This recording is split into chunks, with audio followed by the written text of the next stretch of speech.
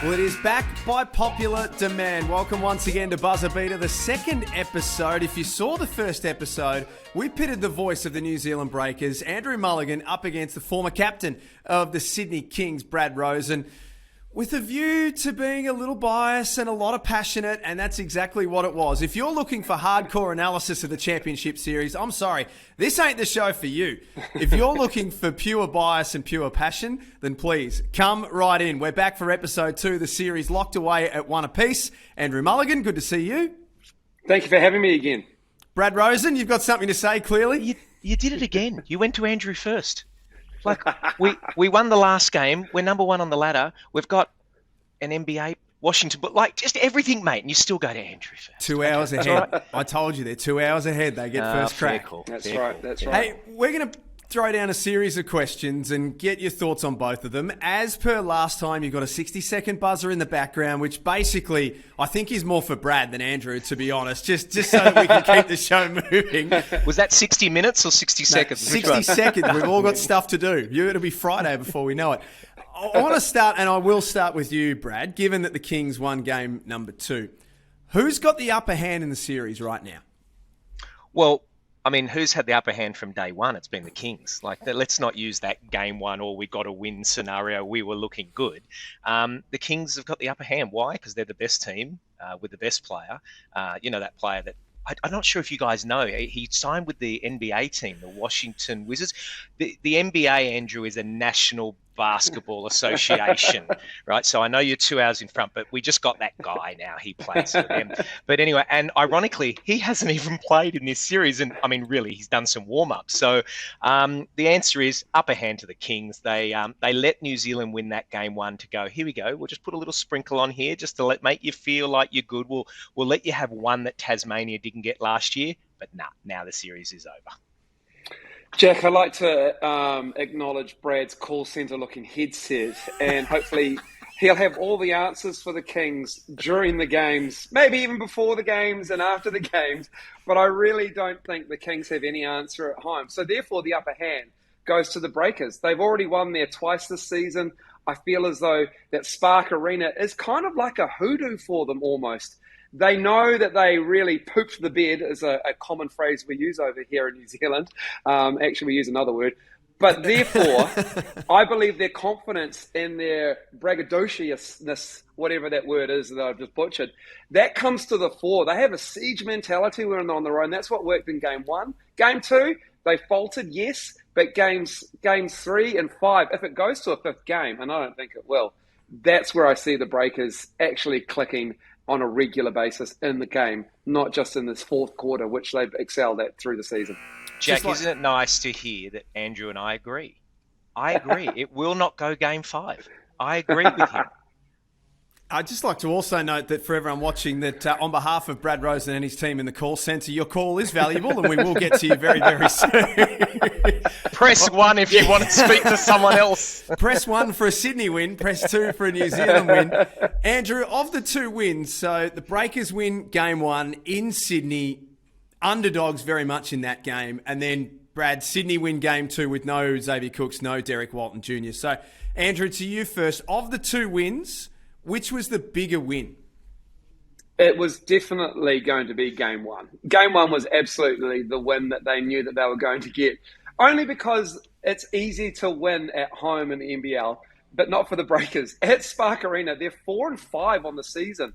Like this is why they just chose to come second. This is why they chose to get COVID. This is why they chose to have a tough schedule. They asked the schedule makers, throw it at me. Let's see what you got. We want second. This is why they were ecstatic when Cairns actually gave away that second spot. This is what they want. They want to be those road dogs, and this is why they're winning game 3 and then coming home and just drawing level on their regular season record.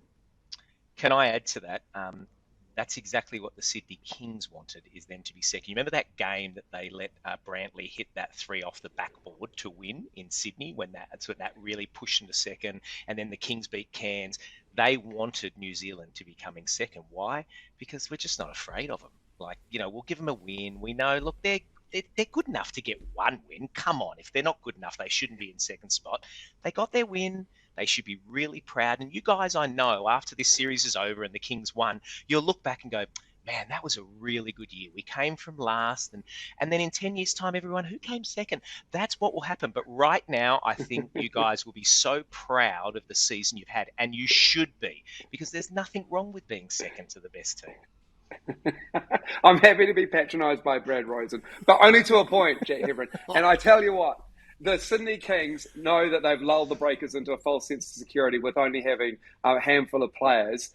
But they know when they go home, there's something not right about their team. And they know that. And the Breakers can sniff blood in the water after that Game 2 performance. They will want to atone for an opportunity missed. They'll agree at that and they'll acknowledge that. But they know that they love playing at Kudos Bank Arena. Geez, it went quiet on Friday night there. It went so quiet when the Breakers were up. That I agree with. And they were leaving to beat the Harry Styles crowd. Well, they just thought we can get home and we'll watch Game 2 when we win. Like, this is fine.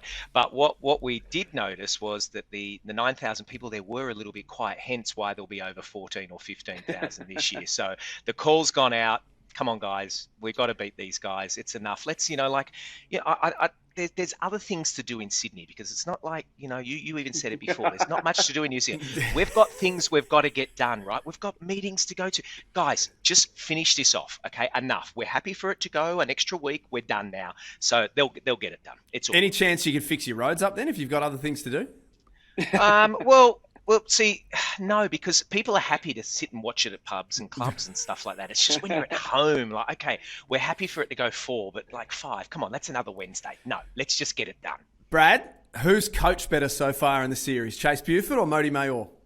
Wow. Okay, this is a good one. Look, I love Mody. He was my pick for Coach of the Year, right? And I do believe he's done an outstanding job for taking a team from last to second. And I think he's been brilliant, and you've got to give him huge credit for what he's done. Yeah, but unfortunately he's come up against the GOAT, right? That's just as simple as that. The greatest coach this year, no question. He's taken a team from first to first, and they're doing really well. You look at the players that they've got. He seems to do okay with players like, I think it's only the third guy he'll send to the NBA now. As part of the Sydney Kings. So he seems to struggle with making players grow better. I mean, you look at the guys, Justin Simon, he can't shoot. Yeah, he was awful the other night, wasn't he? And he can't play games. No, I think he was the Foot Locker player of the game. So, and then you look at a guy, like Geordie Hunter. We don't need to play him in the Cairns series. Oh, he seemed to go all right as well. So, yeah, I reckon I just answered that. I reckon, if I just went in there and see what that is, that's not a deep pocket. That's not a deep pocket. And the Sydney Kings, they have deep pockets and they have a well-connected booster base, let's say. So, I mean, it's nice to have the deep pockets of your ownership group and your I love that we're finally getting onto the "it's not fair we spend more money" conversation. I love it. Well, it's a change from the Melbourne United situation, so we'll just leave we'll leave that there.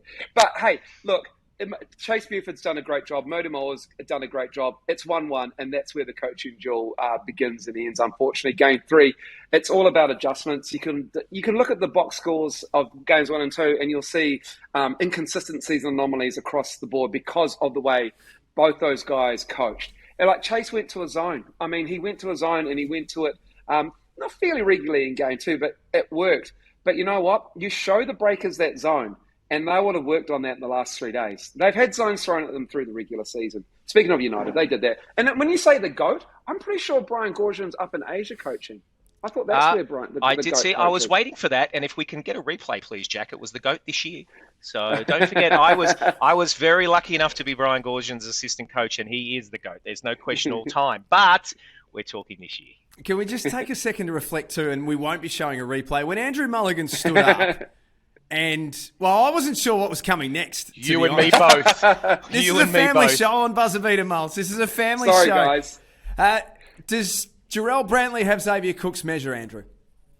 Oh, that's a good question. I don't think anyone has his measure, but I don't think we've seen the real Xavier Cooks, unfortunately. I think that he is hobbled. He's not injured, he's hobbled. And he looks like he wants to go, and he just can't. And I appreciate the fact that, Xavier decided that he couldn't play in game two, or whether that decision was made for him, who knows? The coaching staff and the training staff know that from the Kings. But I think Jarrell Brantley has done a really good job of choosing the floor space to where to give Xavier Cooks to go. And I think that's the main point here, is that you can't get him in the open floor. You can't let him get in the open floor, which they did in game one on that second play. And you can't get him at the elbow. And the Breakers did that. But once you lose those two players, you're like the Kings did, your scout is out the door. You're like, what is happening next? We don't have Derek Walton to guard up against. We don't know if to force him where to go. Same with Xavier Cooks. You're coaching on the fly there. The Breakers, their shots weren't sinking. That will happen in game three because they're a good shooting team. Yeah, look, I agree with Andrew. It is the adjustments that will be made, and there's no questions about that. And I thought both coaches adjusted really well. There's no question Modi's adjustments in game one was outstanding, and Xavier was a non-factor. Take out the injury and everything, you could see that he was hobbling. I thought they did a really good job. They have done a good job on Derek Walton Jr. throughout, and we really haven't seen the best of those two yet. What I don't think they did a good job of, and Andrew just texted it there, mentioned it there, was purely they just didn't do a good job on the other guys. They just didn't. Now, that's going to be the challenge for Modi and the team this one. What are you going to do? Because as good as Zave will get those 4 days and Derek Walton Jr., there's no way he can be at 100%. Because if you play on a Friday and you are that sore on a Sunday that you can't play more than 4 minutes, that thing ain't going away in 5 days. Like, yeah, they'll be better. They'll be okay, but I can't see it going away in 5 days. So now it's play on, and now it's in the court of New Zealand. Have you got what it takes to stop those other guys not doing what they did in game two? So with that in mind, question to both of you, and then I'll get a prediction after this. Who is your team's most important player? Now, knowing what we know 2 games in, potentially 2 games to go, let's hope for the series' sake it's 3. Who is your team's most important player for the rest of the series? Andrew? I would have said Will McDowell-White, and I think I did say that last time, and he proved that in game one. But Sydney did a great job. Justin Simon, fantastic. I think now it comes down to Isaiah Le'afa. I think that impact off the bench, you know what Barry Brown is going to do. He likes the ISO. He likes a little handoff. He likes operating on the switches and getting the bigs on a bit of an island. But I think Isaiah Le'afa, because he's a two-way player. Barry Brown's a two-way player, but Isaiah Le'afa, his shooting, his moxie, his defense, that is going to help off the bench. Or he might just start. I want to see maybe just a little bit of Isaiah Le'afa early. They do like to get Repair out there quickly and then get him a little bit of a start on the defense, and then they sub him out after his minutes. But everything's on the line here, so Isaiah Le'afa for mine. I'm going to go on the Isaiah Le'afa bandwagon because I love that guy. Stop agreeing with me, Brad. No. I don't. It doesn't make for a good show when you two agree. This is off-putting, Jack. No, but I was just going to say, but for him to say that he's got to start, what are you smoking? And that's what we should have been finding in your pocket. Because I don't know what was in your pocket, because I was expecting maybe a poop, because you said that's the word that we use, or something that you're pulling out. And what you should have pulled out is whatever you're smoking, because you can't start Le'afa, because, come on. All right, let's talk seriously. The player, look, I mean... Can we talk about 9 players? Because that's what New Zealand can't shut down. But you're trying to give me one. Just one, I did mention DJ the last time, and I agree with it. He is still that guy that if he can get going, he hasn't got going these whole playoffs. Yeah, he's hit some daggers and he's done okay. But if he gets going and 1 or 2 drop in a row, New Zealand start recruiting for next year. This thing is done. DJ will poop all over the New Zealand Breakers. Lovely use of the word poop there. Let's finish off with a series prediction for what's left. Brad, what does it look like? 4-1. 4-1. That's what it is. 4-1. It'll be done. It'll be over in 4, and there's one more. So it's 3-1. I was going to say, we're playing 6, are we? Yeah. It's over in 4. No, look, I see the Kings winning. I think they will win relatively well on Friday night. New Zealand, I think they'll play outstanding and lose by 15, because that's what they are, and that's as good as it gets. But I think they will poo-poo themselves all the way home to New Zealand, and it'll be done and dusted, and the Kings can get their championship rings come Sunday in New Zealand with 2 hours advanced. Game 4 will be the coronation of a Breakers season from cellar dwellers to NBL 23 champs. The championship series is there. They win in Sydney, and then even more people at Spark, because they've opened up the whole bowl of Spark Arena, which was fantastic. And I see them getting the win at Spark, and I have to do the presentation, so I do hope it's the Breakers in Game 4 and not the Kings. Well, I wish you luck. They do have as much luck as the Washington Wizards do to win the NBA championship, but good luck to you, Andrew. I think the takeaway from this too is don't worry about tickets for next Wednesday because we ain't going to 5 according to these two. As always, gentlemen, thank you. We did our very best to stay cordial and to stay kind. Brad probably teeted it on the edge a little bit at times, but that's okay. Enjoy the rest of the series, and thanks for being on Buzzer Beater again. Don't stand up again, Andrew, please. Go those Kings. Go those Kings.